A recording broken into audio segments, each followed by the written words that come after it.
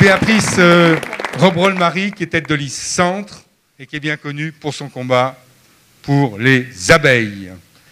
Donc, je vous laisse parler parce qu'on a tous envie d'écouter. Merci, bonjour à toutes et à tous. Merci de votre présence. Et puis merci, j'en profite pour saluer et remercier de tout cœur Corinne Lepage pour la confiance qu'elle a portée à moi, mais à tout le travail que fait notre ONG Terre d'Abeilles. Donc moi, je suis apicultrice, effectivement, depuis que je suis jeune, c'est la 4e génération. Et donc, confrontée en région centre à l'extermination massive des abeilles depuis les années 95. Et donc, face à ce désastre, ce scandale sanitaire et agroalimentaire, j'ai fondé donc l'association Terre d'Abeilles, l'ONG, et j'en suis la présidente donc depuis sa création en 2002.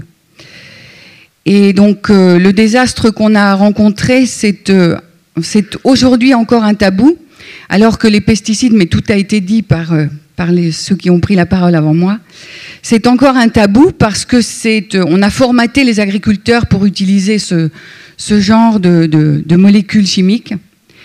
Et donc les problèmes d'évaluation, les problèmes de conflit d'intérêts du haut en bas de la chaîne, depuis l'homologation des pesticides jusqu'à la distribution, la publicité, etc., c'est vraiment un scandale très grave. Et comme il ne met pas que les pollinisateurs en disparition inquiétante, c'est tout l'environnement, c'est toute la santé. Donc on est rentré dans un combat parallèle à la profession qu'on mène. Et donc l'objectif aujourd'hui, c'est de se dire qu'effectivement, il existe une autre forme d'économie, il existe un autre modèle environnemental agricole, et que c'est vers ce modèle qu'on tend. Et j'espère que les électeurs se rendront compte, puisque leur problème, c'est de consommer, de garder leur liberté de choisir, de consommer, la liberté de produire aussi. Et toutes ces libertés, je pense qu'au sein d'Europe Citoyenne, on les défend. On défend bien sûr la santé contre les lobbies, contre cette influence exorbitante qu'ils ont prise, contre le traité transatlantique qui vient couronner donc cette force des lobbies. Hélas, les électeurs sont peut-être pas assez nombreux à savoir ce qui se trame derrière leur dos.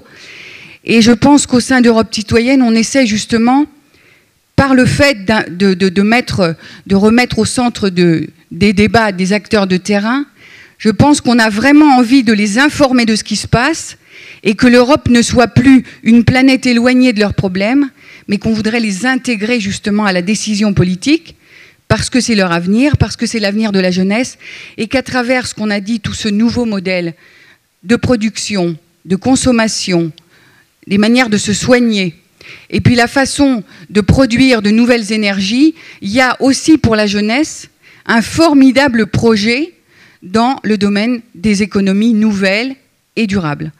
Et au sein d'Europe Citoyenne, je me sens tout à fait à l'aise.